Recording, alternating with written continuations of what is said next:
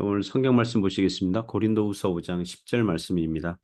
이는 우리가 다 반드시 그리스도의 심판대 앞에 나타나게 되어 각각 선악간에 그 몸으로 행한 것을 따라 받으려 함이라. 아멘.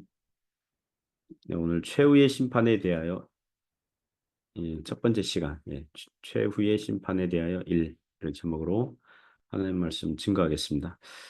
오늘 웨스트민스터 신앙법에서 33장 첫 번째 항목 보려고 합니다. 첫 번째 항목 읽어드리겠습니다. 하나님은 예수 그리스도로 말미암아 의롭게 세상을 심판할 날을 정해 놓으셨다. 성부께서는 예수 그리스도에게 모든 심판하는 권세를 주셨다. 그날에는 타락한 천사들이 심판받을 뿐 아니라 또한 이 땅에서 살았던 모든 사람들이 그리스도의 심판대 앞에 나타나 자신들의 생각, 말, 그리고 행위를 직고하고 그들이 선악간의 몸으로 행한 것을 따라서 보응을 받게 될 것이다. 자, 웨스트민스터 신앙고백서는 모두 33장으로 이루어져 있습니다. 오늘 33장 드디어 합니다. 33장은 세 개의 항목으로 이루어져 있습니다. 첫 번째 항목은 최후 심판에 대한 일반적인 이 성경적인 진술입니다. 요약을 한다면 큰 심판의 날이 정해져 있고 재판장은 예수님이시고 그 심판의 대상, 그 법정에 올라오는 그런 대상자들은 타락한 천사들뿐만 아니라 지구상에 거했던 모든 사람들이 자신들의 행위에 대해서 보응을 받게 될 것이다. 이렇게 말씀하고 있습니다. 몇 가지 교훈으로 은혜를 나누고자 합니다. 첫 번째는요. 어, 그 최후 최후 심판의 날이 정해졌고 재판장은 예수 그리스도라는 것입니다. 최후 심판의 날이 정해졌고 재판장은 예수 그리스도라고 말씀하고 있습니다.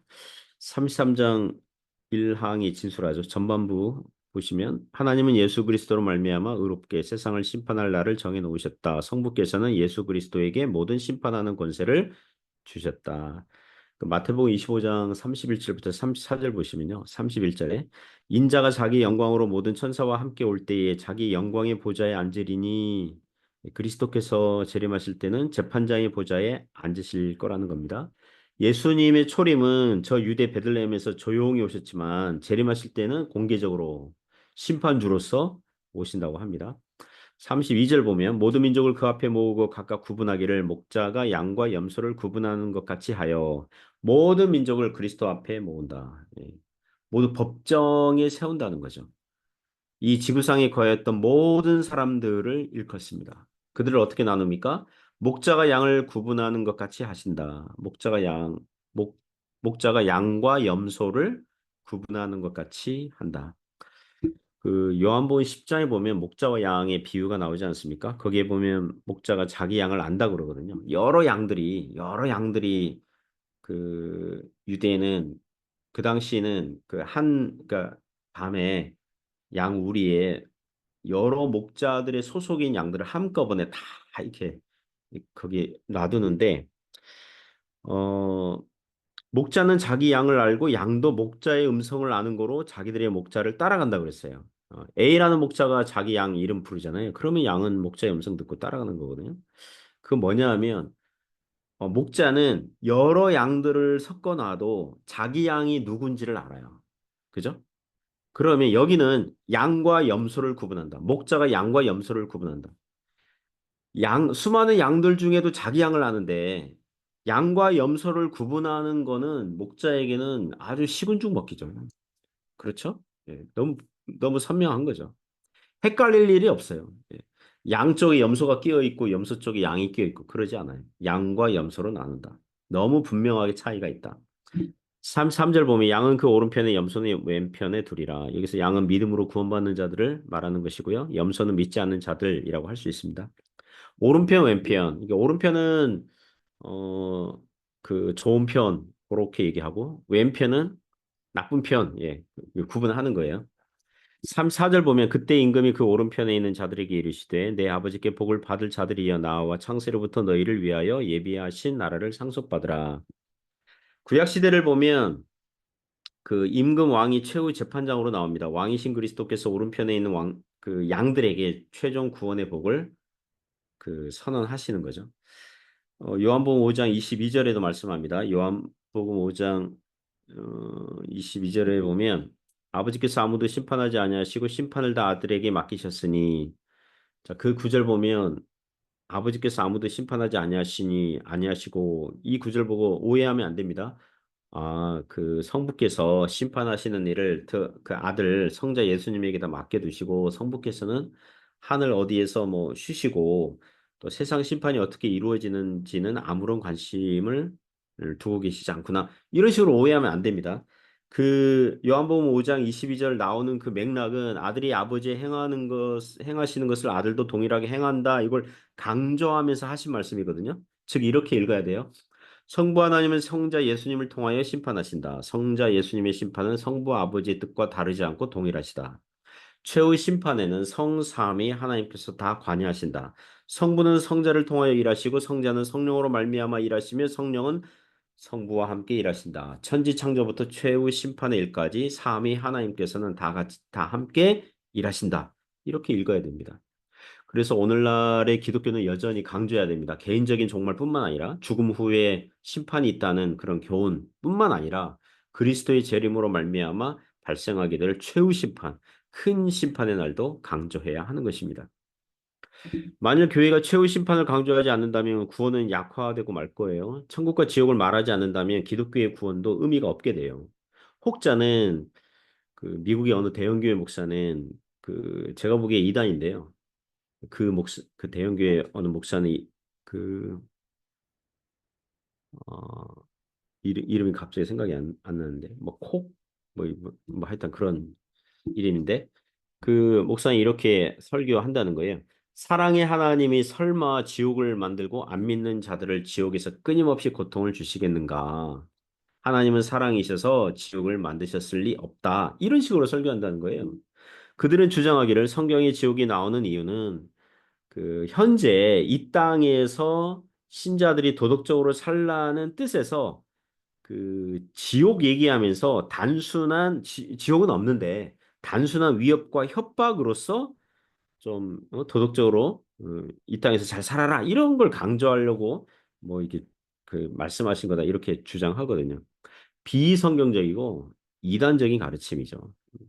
그런 식으로 주장하는 자들에게는 최후 심판도 의미가 없게 돼요. 그러니까 심판이 없으면 구원도 의미가 없는 것입니다. 오늘 웨스트민스터 신앙고백서에서 진술하는 것처럼 하나님께서는 예수 그리스도로 말미암아 세상을 의로 심판하실 한 날을 정하신 줄 믿습니다. 그리고 모든 권세와 심판이 아버지에게서 성자 예수님에게 주어진 줄 믿습니다.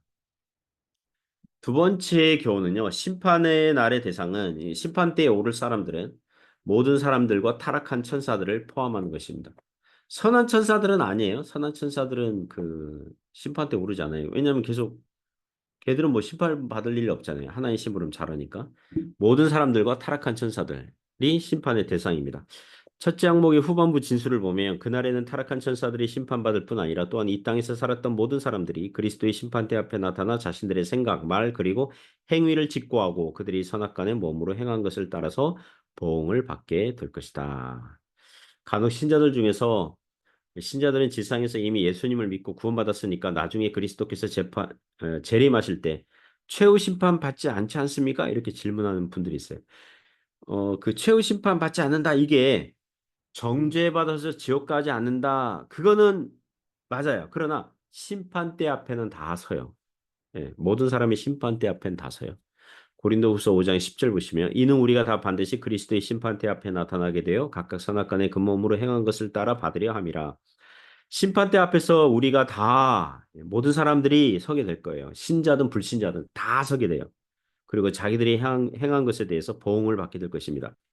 그날에는 믿지 않는 사람들에게는 그리스도를 누구로 만나냐면 오직 그리스도는 오직 재판장이고 심판주로만 만나요. 그러나 믿는 사람들에게는 그리스도께서 재판장이고 심판주이시기도 하지만 동시에 신자들을 변호해 주시는 변호자, 중보자, 대속자로도 만나는 것입니다. 재판장이 신자들의 변호자라고 한다면 재판장께서 믿는 신자들의 무죄와 성결함을 다 아신다면 그 재판의 결과는 좋은 뜻에서 뻔한 거죠. 신자의 구원의 안정성은 보장된 것입니다. 그날에 천군 천사가 보고 모든 만물이 지켜보는 가운데 신자들에게 구원 영생 복락이 선언될 것입니다. 그 최후 심판의 날에 신자의 구원이 완성이 된다. 제가 또 설교할 때 주님의 재림의 날에 구원이 완성된다, 완성된다 이렇게 말을 하면 이거 오해하면 안 되는 게요. 그러니까 이 땅에서 신자들이 받은 구원은 뭔가 불완전하고 불안하고 견고하지 않구나. 최후 심판 때 구원이 완성이 된다 그러니까 그 최후 심판의 날에 최종 구원이 선언되기까지는 이 땅에서 신자들의 받은 구원은 혹시 취소될지도 모르니까 천국 입성 거절될지도 모르니까 그럼 불안하고 초조하고 두려움으로 살아야 된다. 이렇게 오해하면 안 돼요. 이렇게 오해하면 안 됩니다. 구원의 완성이라는 건 그런 뜻이 아니고요. 이 땅에서 누구든지 예수님을 구세주로 믿는 사람은 즉시 구원이 완성이 되는 줄 믿습니다. 이 땅에서 구원이 완성이 돼요. 신자들의 구원은 이 땅에서라도 영원하고 안정되고 견고해요. 아직 최후 심판의 날에 우리를 향한 재판장의 선고를 못 들어서 그렇지 신자들의 구원은 이미 이루어진 겁니다. 왜냐하면 하나님의 아들이 대신 죽으시고 속죄하신 그 은혜의 효력은 조금도 흔들리지 않고요. 영원한 효력을 갖고 있어요. 그러므로 우리가 최후 심판의 날에 구원이 완성됩니다. 이것은 그 신학자들이 먹물을 입힌 표현을 빌리자면 구원의 극치, 구원 완성의 극치, 말로 표현하기가 좀 어려운 거죠. 구원의 극치. 이미 구원이 완성됐는데, 구원을 받았는데, 구원받은 어, 최절정의 표현, 뭐, 극치, 뭐 이런 표현을 쓰거든요. 예, 그렇다고요. 예. 그래도 불안한 신자들이 있죠. 마태복음 7장 21절 보면은 나더러 주여 주여 하는 자마다 다 천국에 들어갈 것이 아니요 다만 하늘에 계신 내 아버지의 뜻대로 행하는 자라야 들어가리라. 그런 구절을 읽으면서 불안하는 신자들이 있거든요. 이 땅에서 예수님에게 아무리 주여 주여 하더라도 다 천국에 들어가는 것은 아니다. 그랬으니까 우리의 구원의 안정성을 의심할 수밖에 없다. 이렇게 생각하는 사람들이 있습니다. 바꿔서 말하면 지금 교회 다니지 않는 사람들은 천국과 지옥에 대해서 전혀 신경 쓰지 않습니다. 예수님 믿지 않는 사람들은 뭐 최후 심판이 있다거나 뭐 심판주가 뭐 예수님이시라거나 믿지 않아요. 믿지 않는다고요. 아예 믿지 않아요. 예, 그들이 믿는다면 당장 교회로 오겠죠. 그러니까 그거 신경 쓰는 사람들은 누구예요? 천국과 지옥이 있다고 그러고 최후 심판의 날을 신경 쓰고 관심을 가지고 그게 있다고 믿는 사람들은 오직 믿는 신자들. 오직 믿는 신자들만이 자기가 구원받았는지의 여부에 대해서 불안해한다는 거예요. 왜냐하면 천국이 있다는 것을 믿고 하나님의 최후 심판의 날에 우리의 이름이 불리어지고 착하고 충성된 종아 내가 너를 안다 창세로부터 예비된 내 나라를 상속받으렴 천국에 들어가렴 이런 말을 듣고 싶으니까 믿음으로 하나님의 백성답게 살고자 하는 거예요.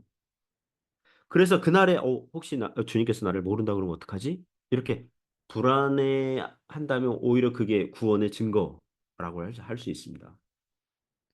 그리고 각각 자기 몸으로 행한 것들에 따라서 보응을 받는다 그랬잖아요. 많이 이 땅에서 사람들이 자신의 생각, 자신의 행한 것들을 실시간으로 사람마다 자기 머리 위에 뭐 작은 스크린이 생기고 거기서 재생이 된다면 사람들이 서로 각자의 생각과 말과 행동들을 이렇게 볼 수 있다면 어떨까요? 오늘날 한국 예능 방송들 중에 관찰 예능이 유행하잖아요. 거기에 나온 사람들도 자신들의 행동, 이거 의식하지 못했다가 보면서 객관적으로 보면서 이게 놀라곤 하는 그런 장면들이 있지 않습니까? 만약 사람들이 은밀한 생각이나 또 그 혼자 하는 말 또 그런 행동 다 볼 수 있다면 개인 간의 다툼, 뭐 나라 간의 전쟁, 그게 아주 쉽게 일어나겠죠. 제가 신앙고백에서 해설집을 보는데 거기에 뇌를 연구하는 사람의 말을 인용했더라고요. 그러니까 사람의 뇌는요, 자신의 생각, 말, 행동을 100% 저장해 두고 있다고 그럽니다. 이게 무의식해서 우리가 기억이 안 날 뿐이지 뇌는 자신의 인간의 생각과 말과 행동을 100% 저장해 두고 있다는 거예요. 우리는 이전에 했던 생각과 말과 행동을 잊어버릴지 몰라도 우리의 뇌는 다 저장해 두고 있다는 것입니다. 그렇다면 사람의 뇌도 자신의 생각과 행동을 다 기억하는데 사람의 뇌를 만드신 우리 하나님께서 사람들의 생각과 말과 행위들을 다 아시는 것은 쉽고 간단한 일이죠. 다시 말씀드리자면 신자들도 이 땅에서 살면서 이미 예수님을 믿고 있지만 실수하고 잘못할 때가 있어요? 없어요? 있죠. 죄악된 생각과 말과 행동들을 할 때가 있어요. 그렇다면 최후 심판의 날에 우리의 한 그 잘못된 생각, 죄된 말, 죄된 행동들이 모든 피조물들이 지켜보고 있는데 다시 재생이 될까요? 우리 주님께서 네가 한 행동들을 우리 스크린으로 한번 보자꾸나 동영상 이게 재생할까요? 뭐 글쎄요. 재생이 될 수도 있고 안 될 수도 있죠. 혹시 재생이 되더라도 유죄 증거로서 이미 효력은 상실했죠. 왜냐하면 그리스도께서 그 죄악들에 대해서 이미 대속하셨기 때문에 십자가에서 대속하셨기 때문에 그리고 신자들이 회개한 죄악들에 대해서 우리 하나님께서는 다시는 기억하지 않겠다고 한 성경 구절 있잖아요. 아마도 재생을 틀지 않을 가능성이 높을 겁니다. 혹시 재생을 틀더라도 이미 그리스도 안에서 용서를 받았으니 유죄의 증거로서 그 효력은 상실하다는 것입니다. 그러나 믿지 않는 자들은 무엇입니까? 그들에게는 변호자가 없어요. 중보자, 대속자가 없으니 자신들의 죄악이 재생이 될 때에 동영상 틀어질 때에 자발적으로 부끄러워하며 지옥으로 뛰어들어갈 가능성이 높습니다. 그러므로 최후의 심판의 날은 우리가 염려하고 두려워해야 할 날이 아니라 그리스도의 대속의 은혜를 발견하게 되고 감사하며 영광스러워 한 날이 될 것입니다. 그런 은혜가 있기를 주님의 이름으로 축복합니다. 기도하겠습니다. 하나님 아버지 감사합니다. 주님 찬양합니다. 최후 심판의 날이 다가오고 있으니 그날에 착하고 충성된 종아 칭찬 듣는 저희들 되게 하여 주옵소서. 예수님 이름으로 기도드립니다. 아멘.